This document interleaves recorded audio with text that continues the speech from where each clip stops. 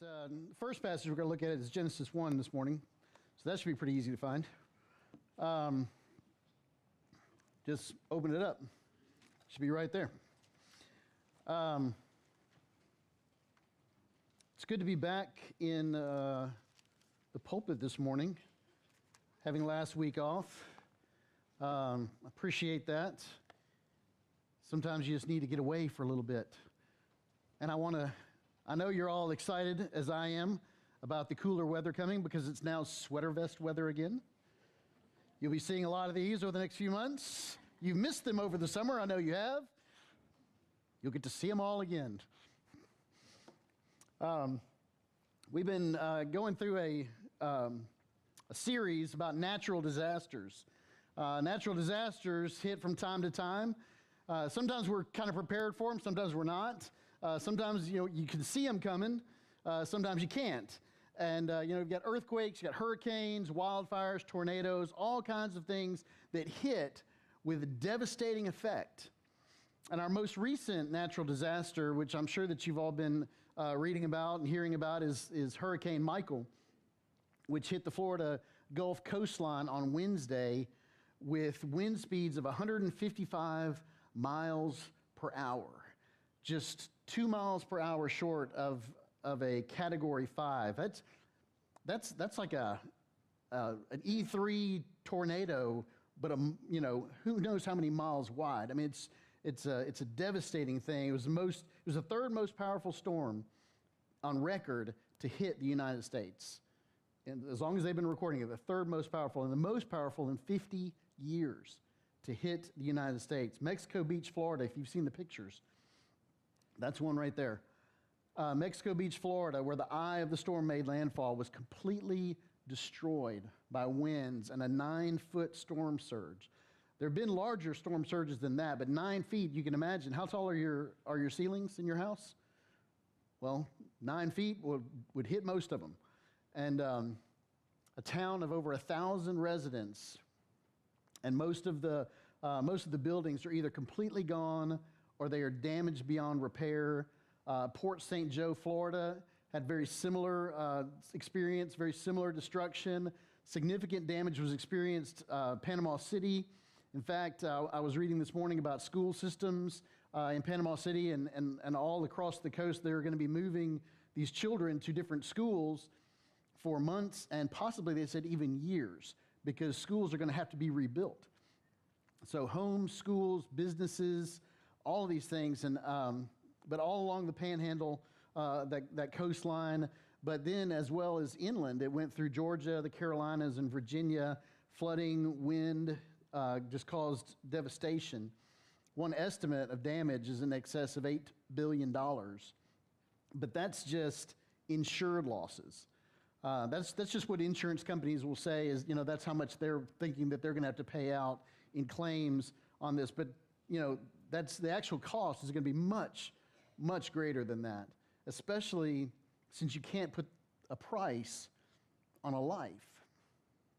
And as of now, there are 18 deaths that they're certain of that have been a result of Hurricane Michael, and they're still searching for survivors, and they're still searching wreckage and everything. But hurricanes happen on the coast. I mean, that's where we see the pictures and everything. But they also continue inland when they hit, and you know that. The effect is usually not as severe, but it still can be very devastating, very disrupting. We've even felt the remnants of hurricanes here, as far inland as we are. Although by the time they get to us, they're a little more than maybe a tropical depression or something like that. Nowhere near what hits the coast. Nowhere near what they've experienced in Florida or recently in North Carolina. But if you live on the coast, it's not a bad idea to be prepared for things like these, to be prepared for hurricanes. And some of the preparations that the experts say, a lot of the basics you hear, to have extra food, have extra water, fuel for a generator, and have a generator, have extra batteries, board up your windows, get sandbags, things like that to help with the flooding. But the one preparation that they always say when there's a hurricane coming, the one preparation that they always give that they say is the absolute best is the one that most people tend to ignore. and that is evacuate. Get out of the way of the hurricane. The storm is coming. Get out of the way. Why do people feel the need to stick around when a hurricane is bearing down, especially one as powerful as this one? You know, scientists are doing all they can to, better predict hurricanes, the paths that they'll take and all this kind of stuff, but it's a lot of it's guesswork. They know some trends and things like that, but they don't know what kind of damage it's going to cause. They don't know all those kind of things, but disasters come. And they come in other areas of our lives as well. Not just the physical, natural disasters, but disasters come in our lives, and these disasters that come in our lives may never make the national news. May never be able to read about it, or hear about it on CNN or Fox or any of those, but these disasters can be just as devastating in our lives as a hurricane. And I'm talking about, relationship troubles, talking about failure, talking about health issues, financial problems, tragedy in all of its various forms. Today we're going to look at failure. Failure is something that we all experience, and there's the old saying that failure isn't fatal. And I think that that's a good point. I think that's a good thing to remember, that failure is not fatal. Just because we fail at something doesn't mean that it kills. I mean, it's not a fatal thing. It's not the end. There's hope on the other side of failure. But wouldn't it be nice if we could limit that? Wouldn't it be nice if we could limit some of that failure, or maybe even avoid them, or at least just to know how to deal with failures in our lives so that they don't become the disasters in our life that they have the potential of becoming. School. Y'all in school? Y'all dig some school? Y'all like school? No? Man. School when you're younger and work when we're older are two places where failure tends to rear its ugly head. Two places where failure really seems to stick out. There are two things. These are two things that have just a lot of impact. They seem to affect really almost every aspect of our lives. Why? Well, because we spend a great deal of our time and our effort there. We invest a lot into these things. Some of us maybe didn't invest in school or aren't investing in school as much as we should have, but school affects what kind of job we may be able to get later in life. Your job now affects how much money you can make or how secure you consider yourself to be. See, we have this tendency to judge ourselves, to base our self-image on how we're doing at school or at work. How we're doing in our job. We get our sense of self-worth from things like this. That's where our sense of self-worth comes from, or it seems to. And if we've got a good day, if we've had a good day, we make good grades, or we make a sale, or we make money, or we do our job well, we consider that a success, and we tend to feel pretty good about ourselves, right? Kind of on cloud nine. But if we have a bad day, make some bad grades, get chewed out at work, miss a big sale, do something where we mess up, well, then we consider ourselves to be a failure, and then we tend to feel bad about ourselves. And it tends to put us down in the gutter, and, it takes a lot to get us back up. And, we tend to take those feelings and we spread them out to other parts of our lives, especially relationships. You got a good day at work or a good day at school. Hey, let me tell you about my day. Let me tell you about my day. And you're all excited. You want to talk to people, and, you feel good about it. You have a bad day at work or at school. What is it? Leave me alone. Do not talk to me. Stay away from me. Don't even look at me. It's what it does. But it doesn't necessarily have to be school or work. Those are two big things. Those are some big ticket items in our lives that tend to cover a lot of things, and we put a lot of weight in those, but it doesn't have to be those. It could be a relationship. It could be some a sport that we play, or an activity that we do, something that we do, a personal goal maybe, like getting out of debt or losing weight, or even the number of likes that you get on a picture that you posted on Facebook. Sometimes you post that picture and you're like, oh man, this is going to blow up. We're going to melt the internet. And it just doesn't happen. Nobody seems to notice. And then what do? Oh, nobody liked my picture. and now you're down. Do you see? I mean, it's silly. We laugh about it, but is it not true? I mean, isn't it? Have you ever posted something and you're like, man, everybody's gonna love this. Nobody says anything. You're like, oh, well, I guess nobody likes me. How do we do this? Why do we do this? When we place our self-worth on whether we are a success or a failure at something, however it is that we're defining that, in whatever area that we're defining that, however it is that we see this success, failure thing, we are setting ourselves up for disaster. If we're basing our self-worth on whether we're successful or whether we're not, or whether we fail, we are setting ourselves up for disaster. It can be as devastating to our self-esteem as a hurricane that comes through and just levels everything. It takes time to rebuild when we allow that kind of thing to happen. So why do we let school, job, or anything else have that kind of effect on us? Why do we allow that? Why do we do that? Well, I submit to you, I believe, that what it is, the problem is that we're looking at the wrong things. We're looking at the wrong things when it comes to defining our self-worth, when it comes to defining who we are, when it comes to building our self-image. We're looking at the wrong things. See, everybody has a self-image. Everybody's got kind of how they see themselves. You know, how you think about yourself. Everybody's got, and some are more positive than others, some are more negative than others, but there's really basically two ways to look at your existence. There's the world's perspective, and then there's God's perspective. Two different ways. We have to decide from which source are we going to take our self-image. We're going to take it from the world, or we're going to take it from God. See, from the worldly perspective, we got a couple of different scenarios. We've got a couple of different things, a couple of different options. First one is, maybe survival of the fittest. Survival of the fittest. That's one way to kind of look at it. Evolution, natural selection, the belief that there is no creator, we have no responsibility to anybody, we're all just animals, do whatever you want to do whatever you want to other people, take what you want, put down others, there are no consequences, and we kind of, some people will take this worldview, and that's kind of their self-worth. It's not a very good one because, what happens if you're born smaller? What happens if you're weaker? What if you're not as smart as the other people? We're talking survival of the fittest here. What if you're not the fittest? Well, poor self-image. That's what happens. Another thing we can go with worldly perspectives, we can look at accomplishments. Look at what we can do. Make good grades, make lots of money, win awards, trophies, get a good job, acquire lots of stuff, get lots of possessions, lots of stuff, popularity, have other people have just a high opinion of you. But what happens when you fail?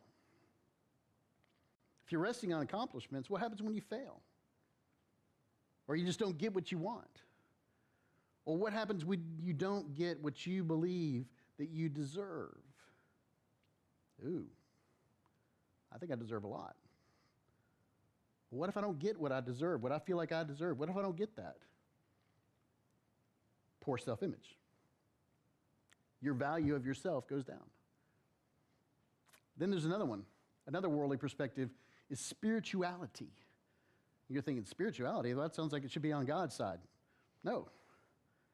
Spirituality doesn't have to be godly. Just because it's spiritual doesn't mean that it's godly. You could be talking about reincarnation. You could be talking about, attaining a higher plane of existence or a higher consciousness. You could be talking about all kinds of things like that. You could be talking about karma. You could even be talking about going to church. That this is where you kind of say, well, this is where I'm going to get my self-esteem from or my self-image from, is because I go to church, I give some money. I don't do anything to hurt anybody else. Well, what happens when you eventually mess up? And you will. Poor self-image. That's what happens. We're basing it on the wrong things if we're basing it on the worldly way of looking at it.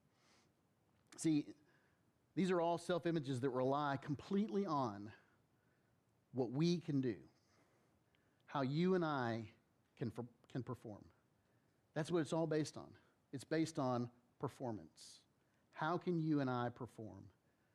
When we look at it from a worldly perspective, that self-image, our self-worth is based on how we perform. But how do you deal with failure when it comes? Well, you can't. You can't, because you get nobody to blame but yourself. You could try to blame it on somebody else, but deep down you know, well, it was my fault. You could try to push it on somebody else, but deep down you know, well, I'm just not good enough. You have disaster in your self-image. I'm no good. I can't do anything right. I'll always be unhappy. I'll never amount to anything. I'm just a waste of oxygen. You may think to yourself, well, I've never felt that way before. Some people do.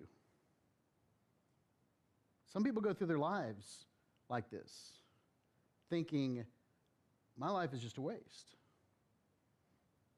This is no way to live. And some people give up.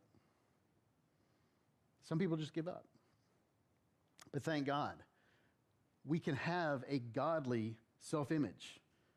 We can all, every single one of us, we can have a godly self-image because we are created the way that God wants us to be. Each and every one of us. Each and every one of us is created exactly the way God wants us to be. That passage in Genesis 1, verse 27, it'll be on the screen as well. So God created man in his own image. In the image of God, he created him. Male and female, he created them. In the image of God. Try that on for just a second. Run that through your brain real quick. I am created. You are created in the very image of God. Do you think that God thinks highly of you? That he would stamp you with his own image? You don't put your name on things you're not proud of. You don't put your face on things you don't want to be recognized for. You don't put your face and your name on things you don't care about. God has placed his image on each and every one of us. But then over in Psalm 139, 13 through 16, the psalmist is praying to God. He's talking to God, and he says this to God. He says, "For you formed my inward parts. You knitted me together in my mother's womb. I praise you, for I am fearfully and wonderfully made. Wonderful are your works. My soul knows it very well. My frame was not hidden from you when I was being made in secret, intricately woven in the depths of the earth. Your eyes saw my unformed substance. In your book were written, every one of them, the days that were formed for me, when as yet there was none of them." Fearfully and wonderfully made by God, with his image stamped on you. When we don't like something about ourselves, and that's typical, when we don't like something about ourselves, whether it's our looks, our health, our abilities, our talents, it doesn't matter. If you don't like something about yourself, it doesn't matter, because we are created in God's image, and we are created the way that God wants us to be created. There is no mistake. You are not an accident. There is no accident here. There is no mistake. You're created and loved exactly the way that you are. And you don't have to make an excuse to anyone about who God created you to be. Not even to yourself. You're created by God and loved. The second thing about it, about a godly self-image, is that God is the one that decides what's important.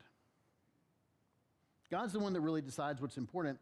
See, we like to be the ones to decide what's important, but the problem is we pick the wrong things. Because we always fall back onto our worldliness, and we think about looks and things like that, and wealth or whatever.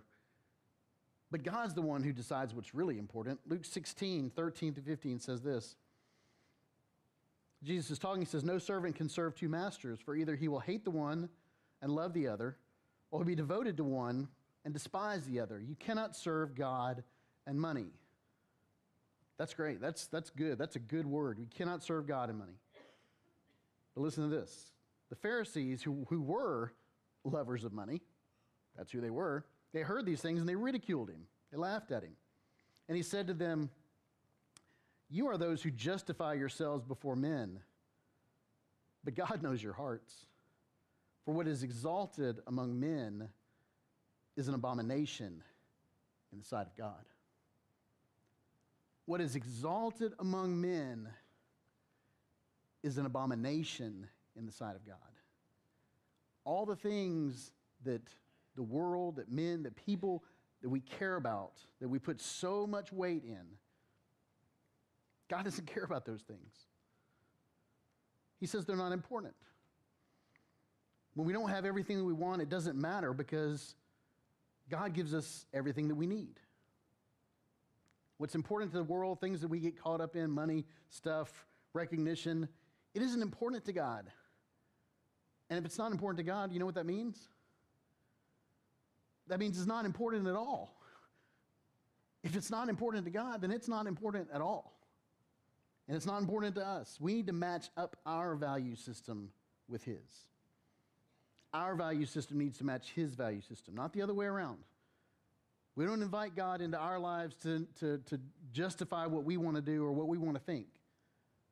We need to match up with His value system. The things that we do for God, the things that we do for other people, these are the things that will matter to the end. But then there's another way that we can have a godly, or understand this godly perspective, this godly self-image, is that you have a special purpose in life. Each and every one of us, we have a special purpose in life. There was a saying that went around, I don't know if it was the 70s, it must have been the 80s. God don't make no junk. Heard that? Some of y'all heard that before. God don't make no junk. Well, that's the truth. God don't make no junk. You're not junk. No matter what it is you may feel like, no matter what it is that people may tell you, you're not. Jeremiah 29, 11 through 13 says, "For I know the plans I have for you, declares the Lord. I know the plans I have for you, plans for welfare and not for evil, to give you a hope and a future. Then you will call upon me and come and pray to me, and I will hear you. You will seek me and find me when you seek me with all your heart." I have a plan for you. It's not the plan that the rest of the world has for you. It's the plan that I've got for you. And it is the perfect plan. Over in Philippians 1, it says this, Paul is talking to the church of Philippi, and he's encouraging them, these believers, and he says, "And I am certain that God, who began the good work within you, will continue His work until it is finally finished on the day when Christ Jesus returns." God, who began the work in you, is going to continue.